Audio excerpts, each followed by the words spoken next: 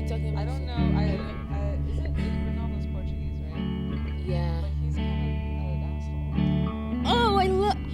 Are you filming this? Seriously? I Are you love really? her. I totally adore her. I'd say the exact same thing. I heard he's not very nice to women, but again, I don't know him personally, so Yeah, that's who it. But knows? there's a lot of stories, so yeah, I feel you. Mhm. Great way to Just start. right out of the beginning, just But talking we shit on love people. the sport. Yes, The I sport love is cool. football. Yeah, it's Yeah. beautiful. Yeah. It's so everyone's so graceful. Like it feels like watching a ballet almost. Because like soccer, football Mhm. is not very But not popular very popular in in the United the States. U.S. Yeah, I have to Yeah. go to places and ask, like, could you switch it to Really, this channel? like Yeah. a sports bar or something Yeah, like that. Yeah. Okay. And I'm like the only one that cares, but It's really cool because you have a lot of that culture of the sports bar and stuff like that. We don't have Mhm. that here. It's kind of. I was in the USA like a couple of weeks ago, oh, for what? in New York. Oh, cool. I went to do some shows, Mhm. and also on holiday. Cool. I kind of extended my That's stay awesome. there. Yeah, and I'm a big fan of Game of Thrones. Sorry, but Nice. I've never seen it, but Yeah. I've heard of it. I really love it. I thought I wouldn't, but I really loved it. And it was such a cool experience because we don't have that here. Like everyone watching it in a bar, Yeah. and everyone's so wired, and you get like everyone screaming, and I was screaming, and Yeah. it was so. It's such a cool experience because you have that kind of let's go. It's the phenomenon. Let's go all see this together, or let's go to a bar and everyone can enjoy Yeah. it. You can connect with people who also like the same things. Mhm. You probably it's the same thing with music. Right? Yeah, going to venues and shows. Uh-huh. Yeah. Does that not happen here? I feel like it In must happen music, everywhere. yes, Yeah. I think not like in sports so much or any other thing cultural. But Yeah. more, yeah, music. I think Mhm. on big cities, Yeah. because like Porto and Lisbon more, Mhm. where we're trying like to brother the things to the rest of the country. Yeah. It's kind of a big effort because we don't have. It's a small country, but the interior, it's kind of desert. Yeah. So we need to focus that on to expand the culture Mhm. scene to those places. I think it's very important too. But Yeah. So, can you talk about your birthplace a little bit? Can you tell me how's the Yeah. scene there? It's in Richmond, Virginia, right? Yeah, Richmond, Virginia. It's like 2 hours south of Washington D.C. It's 2 hours okay, I from was in the beach on one side. Uh, It's like 2 hours on the other side. There's mountains. for us, 2 hours. Like, are you crazy? That's Oh. really far. Like really far. Well, It's a yeah, very for small like country. I used to drive 2 hours just to go to a show, you know, because Richmond's Yeah. kind of small, Oh, and so okay. bands would go to DC, and so DC. we'd drive up, see the show, drive back. You know, it'd take like 4 hours hours. to get there and back, and the show itself would be like 1 or 2 hours. That's awesome. But Tell me yeah. one or two shows you did that. Actually, I saw Maybe I James just- Blake, who's playing this, oh, he right? was playing yesterday. Yesterday? Yeah. I saw that when I was like 16 or something. Really? What are some other ones? Wyoke. I don't know if you know that band. Saw them in DC. I mean, I've gone even recently. Like we saw Andy Schaaf and Julia Jacklin together. Yeah. Two songwriters I Oh, love together. so much. But yeah. Julie Jacklin actually is going to play at a festival in the north, more to the north of Portugal called Porto. Square. We did that last Yeah, summer. you It was did. so Oh, awesome. She was there. I didn't go. Yeah. It's really cool. And your fan Julian Baker is going to be there too. Oh yeah. Yeah. Aw. She's going to play. I love her. Yeah. Yeah, I really wanted to talk about that with you too Mhm. because I really love Boy Genius and I love Julian. I interviewed her here and Cool. Primavera too. Oh cool. Yeah, and she's really great. I love her very much. Tell me a little bit how you met and how that project came along. We met because I opened for her in DC actually before I had any music out, and she was just at the beginning of putting out her first record. Okay. And we just started talking about books backstage, and we were like, "Oh, we're Okay. both some nerds," and so we just like got each other's email, and you know, basically had like a letter correspondence, but over email, like not through the mail, and yeah, we just would make time to see each other when we were in each other's towns. Like she lives in Nashville, so like I go through there a lot to record. You record in Nashville, right?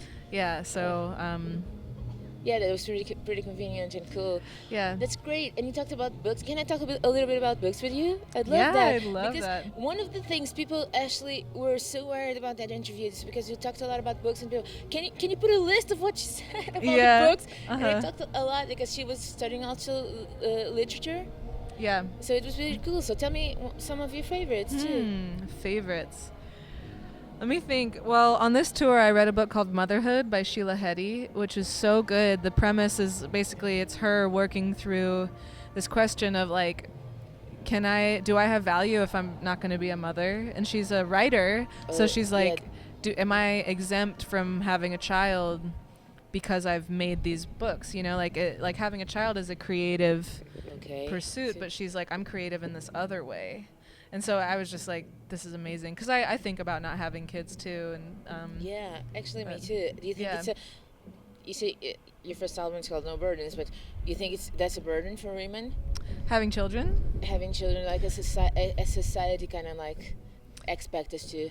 Yeah, and I if we think don't. one of the biggest fears is like if you decide that you don't want to, there's a certain time when it passes and you just are worried like, am I actually missing out on the most beautiful thing that could happen to me? But I think Yeah. I encourage anyone to read it, like someone who, could have a child or contribute to a child or whatever, because I don't know, she really thinks through like all these different angles of why do people get into this, why are women pressured, or like why Yes. are a value put into this, because it's true, like she made these pieces of art that she cares about, like children, and it sort of fulfills that impulse that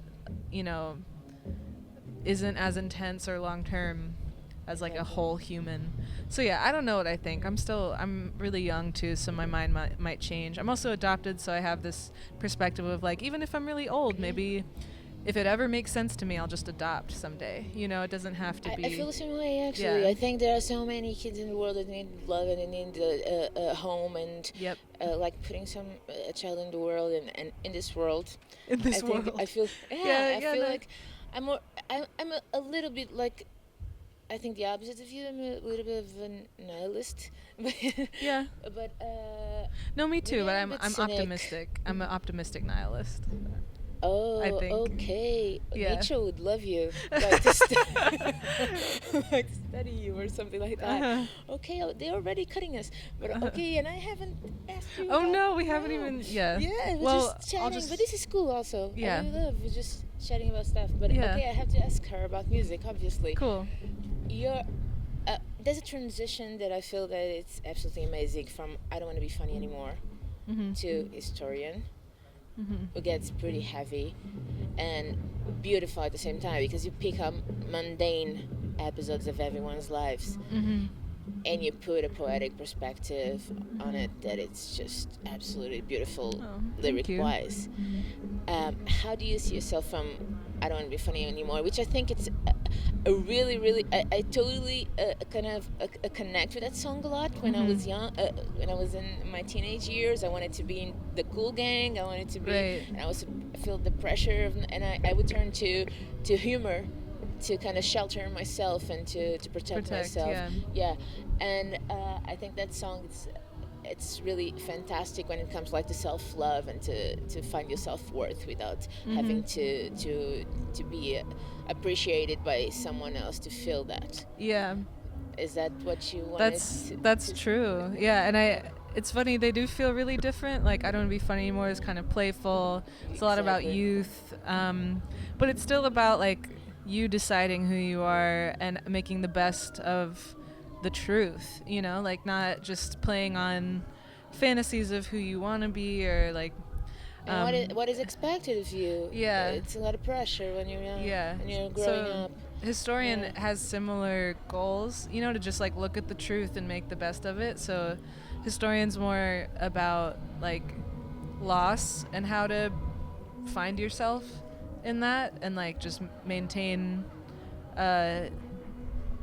hope in times like that. So Do you feel like when you also feel like your innocence, like when you were young, and then when the world kind of kicks in, we kind of lose a little bit of that, and that's pretty Yeah. sad because I don't think you can come back. it's I like to think that you can, or like Yeah. it never really goes away. You're just ignoring it, and it's hard to find it again.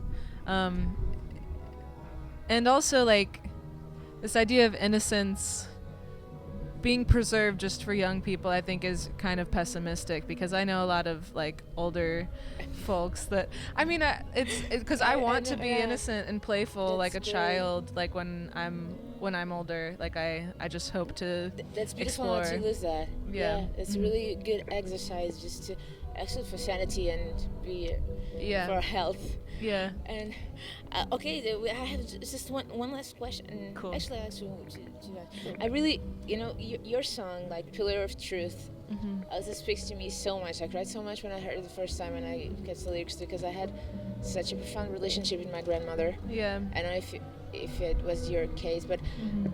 the perspective you put on the lyrics, you kind of put yourself in her place, seeing and kind of asking the Lord, kind of like Mhm. my children don't know what to do. My children don't know a little bit how to Yeah.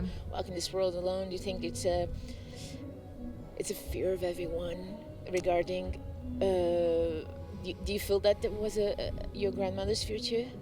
I think that she worried that her values would not go on, like, and she didn't really speak of it, but like she did her best her whole life, and like to imbue like kindness and patience and all these things, also like religious, beliefs. And Okay. she had a lot of kids that, were human and made mistakes, and they're all my family, and I love them, but I was just trying to look through her eyes at all of us who were surrounding her in her final days, and I wanted to believe that she was proud of everyone, even if we've all fallen short of exactly what she thought for us, because I think that the innate best qualities of hers, all of us have maintained, just being like caring, listening, being meek. Yeah. That's lovely. I was just one thing that Julian, when I interviewed her, and I think it makes sense. Like we can end it with this. She was talking about hope. We were talking about hope, Mhm. and she said to me one thing that I love. It said, like, "Hope is a dangerous thing. It's a dangerous thing because it presents the opportunity for disappointment." Mhm. And you were talking about hope too in one interview I heard, and you said, "Hope is the most powerful force that humans can interact with." Mhm. Between these two, tell me one more. Another one.